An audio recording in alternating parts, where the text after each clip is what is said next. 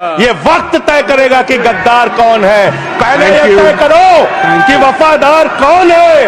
ये वक्त तय करेगा कि गद्दार कौन है। आरएसएस के 4 लोगों का नाम बताओ जो वंदे मातरम नारा लगा के जेल गए, उनका नाम बताओ। आप तिरंगे का विरोध करते हैं, भारत के राष्ट्रीय ध्वज का विरोध करते हैं। जो लोग तिरंगे और राष्ट्रीय ध्वज का विरोध कर सकते हैं वो भारत माता के सच्चे सपूत नहीं है। अरे 1 रुपए में तो एक आम नहीं मिलता।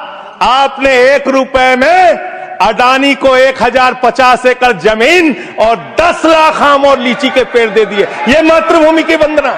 आप मातृभूमि को बेचकर मातृभूमि की वंदना कर रहे हैं। इसके लिए भारत के प्रधानमंत्री को और पूरी की पूरी भारतीय जनता पार्टी को, जो अपने आप को आरएसएस को अपना आदर्श मानती है, पूरे देश से माफी मांगनी चाहिए। ये रिकॉर्ड पे लाऊंगा सर, इसको रख लीजिएगा। शहीद खुदीराम बोस हिंदुस्तान के वो क्रांतिकारी थे।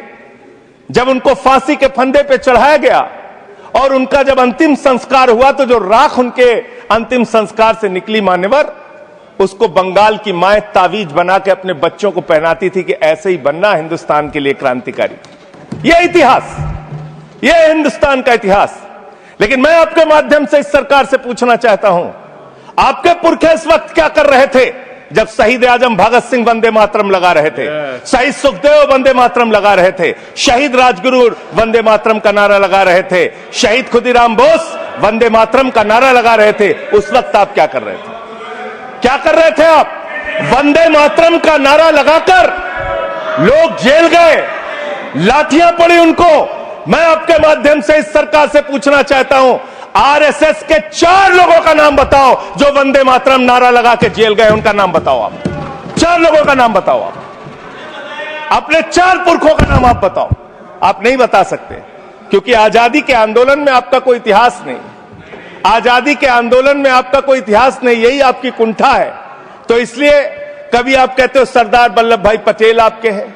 अरे भैया, सरदार वल्लभ भाई पटेल ने आरएसएस के ऊपर बैन लगाया था, यह रिकॉर्डेड हिस्ट्री है। और जब 18 महीने जेल में रखा गया आरएसएस के लोगों को राष्ट्रपिता महात्मा गांधी की हत्या के अपराध में, जब उनको छोड़ा गया, बैन हटाया गया, तो उसमें शर्त लगाई कि आप राष्ट्रीय ध्वज को मानेंगे, यानी कि आप तिरंगे झंडे को भी नहीं मानते थे।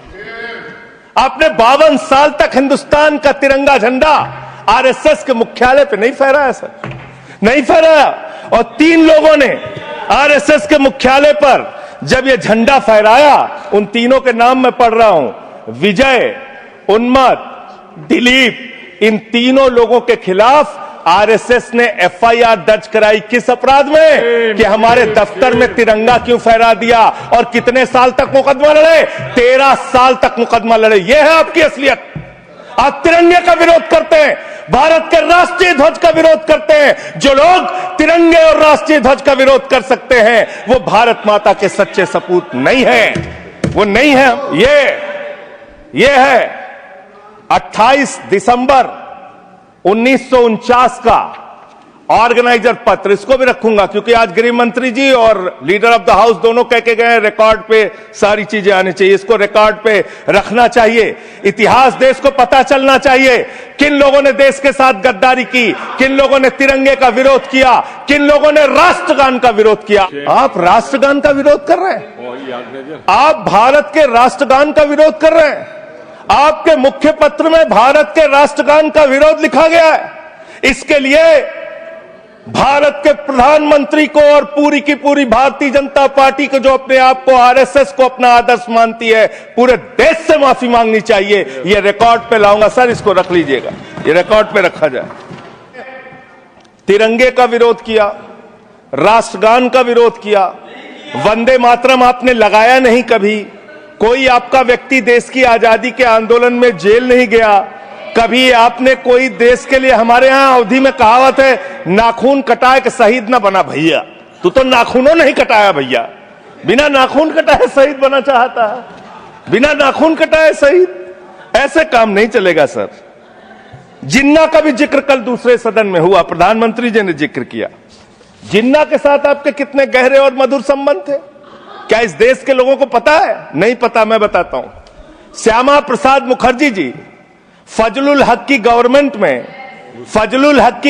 में फाइनेंस मिनिस्टर थे और फाइनेंस मिनिस्टर रहते हुए उन्होंने अंग्रेज गवर्नर को चिट्ठी लिखी थी।